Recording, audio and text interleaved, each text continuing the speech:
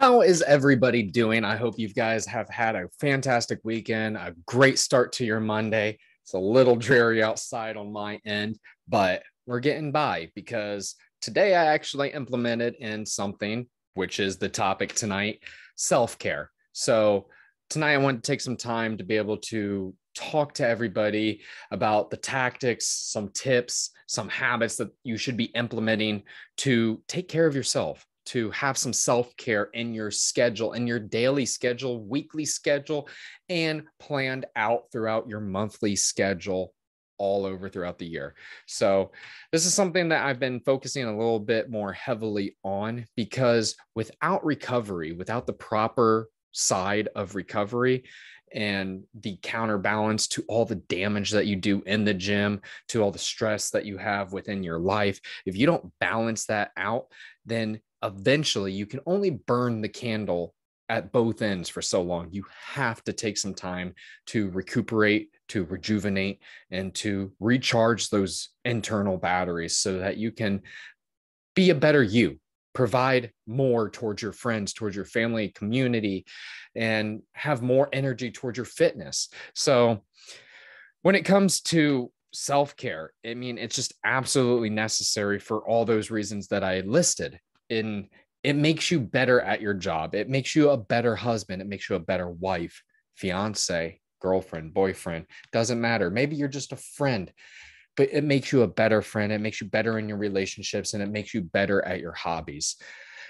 But why? Why does it make you better at everything that you do?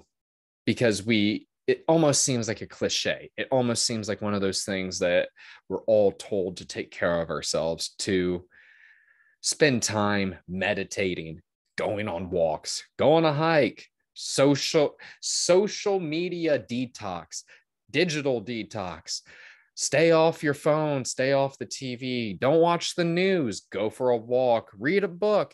All these things that we hear, that we know to be true, because it's hard to argue any of those. Everything that I said, it's very hard to have an argument or play devil's advocate when someone says, hey, go for a walk outside and enjoy the sunshine. What are you going to do? Tell that person to fuck off? It's pretty tough because it's usually what we all need to do. And some of the benefits that you can have are, like I said, better energy. You're going to have a better mood, so that when you are in your situations, and this goes beyond, and this is where it really dives into how it affects your job. Because if you're in a better mood, let's say you're a salesman and you're in a better mood throughout your day because you're taking care of yourself and you spent that time on your self-care, then you can go into your next sales meeting, your next pitch with more confidence, with more energy. Maybe you're going out on a date for the first time and you want that confidence, you want that nervous energy down. So you have a little bit more calmness about you, a little bit more reserve because of the self-care that you've implemented. So it can really go a long way when you start affecting your mood. You can have better focus, better memory. This is something that's really gotten my attention lately as I've been listening to the Andrew Huberman podcast. Andrew Huberman Labs podcast. It's great. I don't expect any of you to dive in and listen as intently as I did, because it was a 2.5 hour podcast on ADHD and focusing and repairing memory and repairing focus when you might have lost it from concussions and have CTE and brain damage like I do myself. So something that I have been finding in that is that if you are able to just one 17-minute session of introspective meditation, where you're sitting there focusing on counting your heart rate, your breaths, typically maybe the feel of the temperature on your skin, but registering your external environment, how you feel internally, interoceptive. If you need more definition, obviously Google's going to be a better answer than I am. I am not a dictionary, but as far as that goes, one 17-minute session spent focusing on your breath can actually have long-term, lasting, permanent effects for your working memory and focus and ability to stay away from mental blinks, those mental lapses that we might have. So this is something I'm going to be learning more about, and how exactly to improve that in my own life, because this is very important to me. I've suffered 13 concussions that I count. Those are the ones that I ended up knocked out, eyes rolled in the back of my head. So there's more than that. I just count the ones that were pretty brutal. So focus and memory is always top of my list and top of my priorities. When you implement self-care, you're also going to lower your cortisol levels, because you're going to be relaxing. You're going to be really sending some of those endorphins and allowing your body to come out of that fight or flight response mode that a lot of us are in from the minute we wake up to the minute we lay down. So lowering that cortisol and regulating our hormones is going to lead to being able to have better sleep, because when we have lower cortisol, the antagonist hormone, or the counterbalancing hormone that goes with cortisol, is going to be melatonin. That's your sleep hormone. So if we're able to lower cortisol and upregulate our melatonin for at night and get on a sleep cycle, we'll get to that in just a bit, then we're going to have overall better quality of sleep. All right. So now, I did say that it would be tough to play devil's advocate for any of the things that I stated above, but I'm going to do it, because this is, how would you play devil's advocate for self-care, for taking care of yourself, for wanting to better yourself, better your mind? What are the downsides to that? Well, I've got three. Time. It does take time. You are going to have to take time out of your schedule. You're going to have to make sure that you might be saying, no, you know what, I can't go to this party, or no, that's going to be past my bedtime. That event's going to be running past my bedtime. I can't go.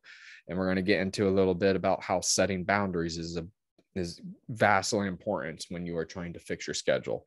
So time might become an issue when you're trying to implement some of these self-care practices. When do you fit it in?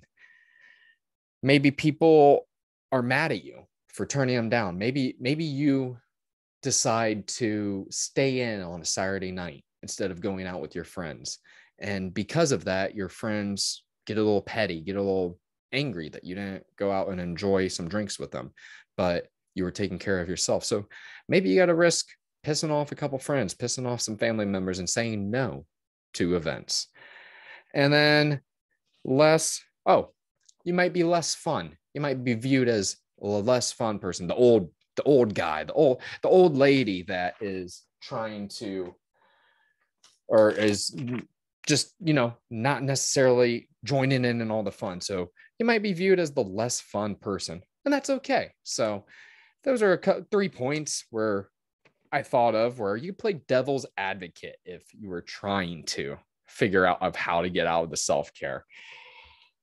Now, I did come up with 3 steps. So when it comes to trying to implement some routine, some structure, some habits to your own life, where should you start? Where do you begin to have a habit of self-care, and whatever that is to you? Because for me, my self-care looks a lot different than what yours might look like. They're similar. They're used in the same way. We're going to get the same benefits, because what relaxes me and what brings me peace and happiness might not be what brings you peace and happiness. I really do love and enjoy to go to the gym, to go and be with my friends, and in that environment, and being able to lift and communicate and being able to just bro out with some of my guys. That's something that really relaxes me. I also love going on hikes. So I always try to go out on a hike during the day if it's sunny. Or meditation is something I'm trying to pick back up. I am not the best at it. I will admit that right off the bat. I had a great habit that I started a couple of years ago, and I let it go because time got in the way. So I am picking that back up again to take care of myself, to help lower my anxiety. So whatever that is for you, whatever your self-care is, it's going to look different, but you got to figure out what works for you. And a lot of people today, in the post that I made on Facebook, were telling me, well, I'm going to be watching my TV show. I'm going to be cleaning the house. And I don't count that as self-care because that's what we already do. That's already part of our routine. You binge watching TV is not self-care. There's certain, it might be in certain cases. In my case, someone that doesn't watch TV a lot or someone that really doesn't spend a lot of time on the screen, okay, maybe relaxing and watching some TV is going to be the best thing for you. But at the same time, I'm just going to changing up my, there we go, view on my recording. Just want to make sure I was recording correctly. But watching TV, you're just blasting and stressing out your eyes. You are ramping up. You're sending blue light to your eyes. And if this is at night, you're sending the wrong signals.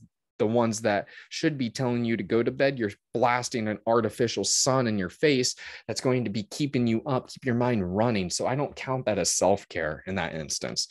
But first off, you need to set a schedule. This is step number one when it comes to self-care. Set a schedule. Okay. We are all internally toddlers. We never grow out of that. We need our mom, we need our dad, we need a schedule. We thrive off of consistency and routine. That never changes. There's a reason that when you have a toddler or a child on a good routine that they do well, they excel, they're able to study more, they are happier, they are they're calmer. And this is because we thrive off of routine. We thrive off of rhythms, our circadian rhythm, our digestive rhythm, and diurnal rhythm, which I believe is just a fancy word for circadian rhythm. So yes, we run well off of rhythm. So we need to be able to set a schedule for ourselves and actually write it down. Write down what we're going to do. And it might not be a lot. Maybe you write down on your schedule, I'm going to eat breakfast, I'm going to go to work, and then you just pencil in self-care. But you know what that self-care is, and you're penciling it in because now it's on your calendar. And if it's missed, if you get to the next day and you didn't do that block of self-care, well, you fucked up. It's not arbitrary anymore. It wasn't, oh, well, I didn't write it down, I said I was going to do it in the future. No, you missed it. You fucked up. You missed your scheduled event. So write it down, make a plan, and stick to it. It makes a huge difference, and it has in my life. I always write out my week, and I'm getting a little bit better at blocking my time. It's a new concept to me, but it's a skill that I'm building, and I'd love to share that with you in a future training. Step number 2 is making it easy. Make your habit that you're trying to start, make the self-care that you're trying to begin easy. Okay. Make it take less than 2 minutes. When you're first starting a habit, you do not want to be one of these people that says, I'm going to go to the gym every day. I'm going to work out for 45 minutes. I'm going to read a book a week. The fuck you are. The fuck you are. Because you didn't get to this point by crash dieting or doing all these crash sudden things. You're not that type of person. Some people are. And I'll admit, some people need to go cold turkey, and that's the best choice for them. Most people do not fall in this category, though. So you need to make your habit that you're choosing easy. It should take 2 minutes or less. If you are trying to meal prep, then the first thing that you should do to begin, if you've never meal prepped before, is you buy a bag of apples and bananas, and you have an apple or a banana, a fruit that has your fiber for the day, a serving of fruit, whole fruit, no sugar, nothing added to it. That's where you begin. It takes less than 2 minutes to eat that during your day. It takes less than 2 minutes to prepare. Well, now we're already having a better snack, a better option than what you've been doing previously. So make it easy. If you're trying to start a fitness routine, don't make it fucking hard. Don't make it this big complicated thing. Make it as simple as, okay, when I get up for the mornings, I do my cat cow, I do my up dog to down dog, and I do some stretches on the ground. It takes me 2 minutes just to stretch out my low back. Something as simple as that. Get in the routine. Now you're setting the routine that you're being active in the morning. Just make it simple. That's all that I'm trying to say here. Okay. And the best part is stack it on something that you're already doing. Anchor it to a strong habit you already have. If you drink coffee in the mornings, the perfect thing that you can do is add some Premier Protein drink.